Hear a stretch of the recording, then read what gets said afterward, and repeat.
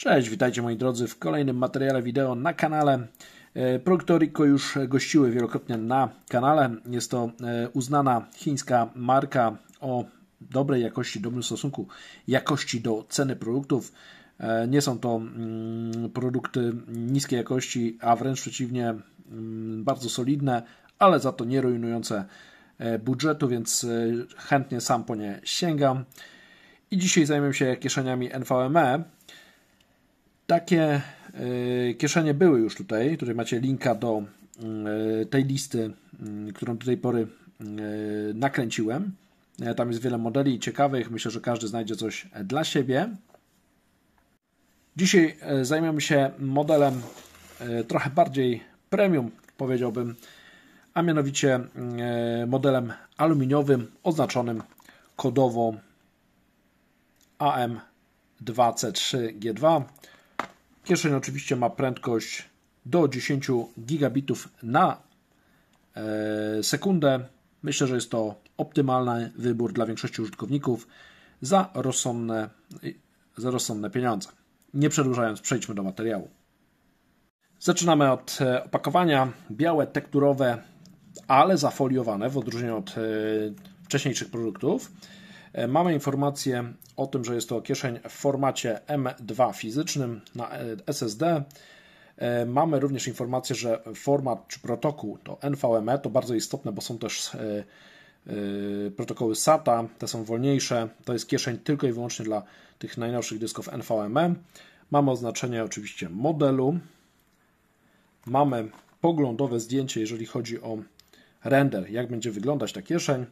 Z ważniejszych funkcjonalności aluminiowa obudowa, wsparcie dla UASP, to jest bardzo istotne, ale to jest standard w zasadzie.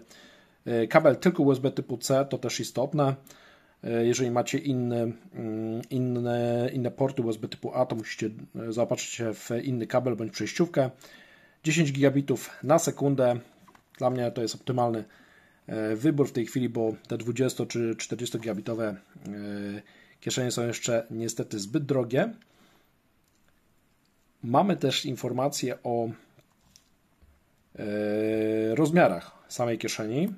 Kolor szary, aluminiowa obudowa i prędkość 10 gigabitów na sekundę. Wsparcie oczywiście dla Windowsa, macOSa, Linuxa, Androida również. To też może być istotne dla wielu użytkowników, którzy chcieliby podłączyć telefon i zgrać dane. Mamy też informację, że wspiera formaty 2230, 2242, najpopularniejszy, mniejszy, 2260 dosyć egzotyczny i ten najbardziej podstawowy 2280. Na tym najczęściej nam zależy, ewentualnie 2242. Oczywiście produkt Orico, strona producenta, wyprodukowane w Chinach. Tutaj mam jeszcze oznaczenie GY, co oznacza chyba, że jest to szara wersja, grey. Nie pamiętam szczerze mówiąc, które zamawiałem. Z boku mamy jeszcze powtórzone najważniejsze parametry. Nie pozostaje mi nic innego jak rozpakować zestaw.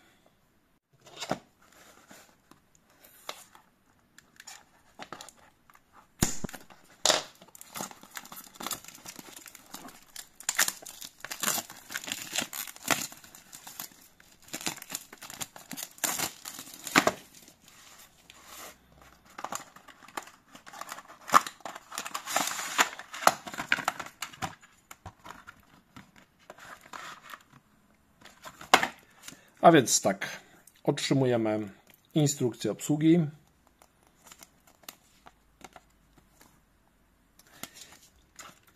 Mamy termopada.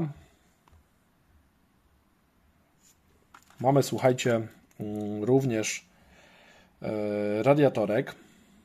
Mamy dwie zaślepki i jednak mamy przejściówkę, czyli jestem w błędzie. Myślałem, że przejściówki jest brak, ale nie. W tym zestawie jest to model trochę droższy, więc w nim mamy porządny kabelek. Nie za długi, co prawda, bo około 30 cm. Natomiast mamy tutaj, słuchajcie, informację, że jest to kabel 10 gigabitów i mamy przejściówkę. Możemy podłączyć do USB-C albo USB-A, w zależności jakie porty posiadamy. Jest też zaślepka na gniazda. Brawo producent. Kieszeń jest całkiem spora, cała wykonana z aluminium, ale mamy tutaj chyba system śrubokrętowy, bez użycia narzędzi, beznarzędziowy. Z tyłu mamy informację o 10 gigabitach wspieranych, port USB typu C i musimy, aby otworzyć tą kieszeń, musimy tutaj przesunąć ten dżingiel. Tutaj mamy jeszcze diodę LED i wypchnąć z tej strony całą kieszeń. Wyjeżdża nam wtedy środek, a w środku mamy, słuchajcie, miejsce na włożenie SSD i na montaż zaślepek, w zależności od tego, jaki format dysku posiadamy. Mamy z drugiej strony informację o modelu i będziemy mieli też informacje o kontrolerze. Tutaj wszystko to pięknie widać. A kontroler, z tego co widzę, to znany i lubiany Realtek RTL 9210, a więc chyba najlepszy kontroler, jaki można sobie wymarzyć w kieszeni NVMe. Po zamontowaniu SSD powinniśmy przykleić do niego termopad i założyć radiator, a całość wkładamy do kieszeni.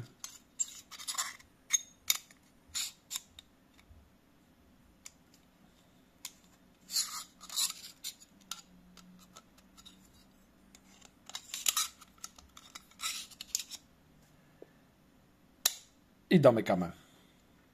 Teraz nie pozostaje mi nic innego, jak podłączyć kieszeń i przeprowadzić dla Was testy praktyczne, jak sprawuje się ta obudowa.